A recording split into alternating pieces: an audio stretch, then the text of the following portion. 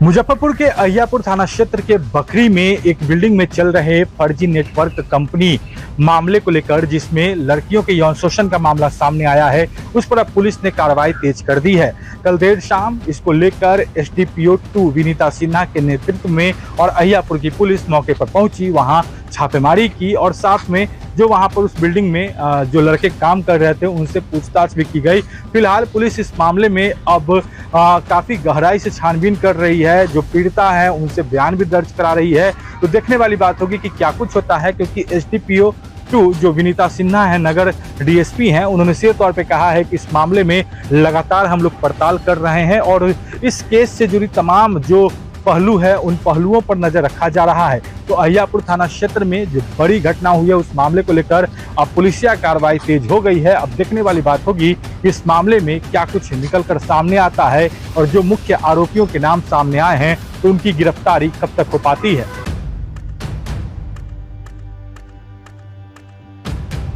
Same company के same branch में बखरी स्थित जो ब्रांच है उसमें रेड किया गया था। रेड करने पे 7 लोगों की गिरफ्तारी की थी। उस टाइम पे भी लड़की कहीं सामने नहीं आई थी। सेकेंडली जो यौन शोषण की बात की जा रही है तो इसमें अभी तक जो पूछताछ और अभी तक की जो इंक्वायरी में चीज सामने आई है कि लड़की का एक जो अभियुक्त इसने इस केस में बनाया है उसके साथ में वो रिलेशन में थी और वो लड़की इस लड़के से शादी करना चाहती थी। पिछले 1.5-2 साल से लगातार प्रेशर डाल रही थी और जब शादी नहीं हुई और उसके बाद में इसने आकर के केस किया।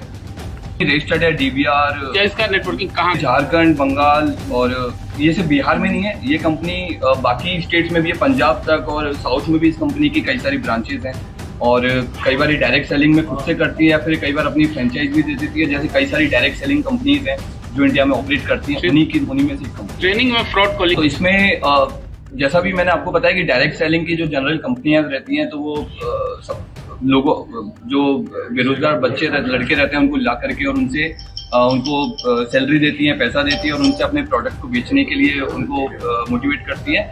और अगर नहीं करते हैं तो उनको एक टारगेट वगैरह भी दिया जाता है कि तुम्हें 50 लड़कों को ज्वाइन करवाना है, 50 लड़कियों को ज्वाइन करवाना है। तो वही सेम चीज इस वाले केस में भी है। मारपीट भी करने का वीडियो सामने आया है और अभियुक्त के द्वारा भी ये चीज एक्सेप्ट की गई है कि उसमें, और ये पुराना जो केस हुआ था उसमें भी ये चीज सामने आई थी। उसमें भी हम लोग के पास में एक वीडियो आया था मारपीट का।